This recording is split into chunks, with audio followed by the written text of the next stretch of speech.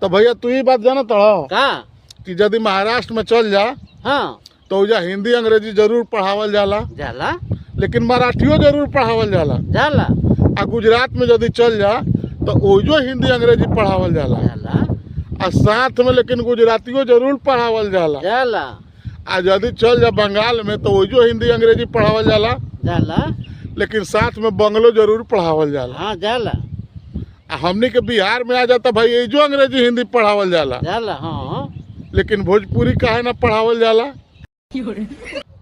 नइखा जानत ना ये से कि मान ल आखिर तू भोजपुरी जान के करबा का दोसर भाषा जान के करबा, खाली हिंदी अंग्रेजी जान? हाँ आखिर जइब ये तीनों चारों जगह ये कमाए नु। हाँ आ उनका लोग के गुजराती या मराठी या बांग्ला ऐसे सिखावल जाला कि गरियाई तो तू सुनबा तो समझबा ना।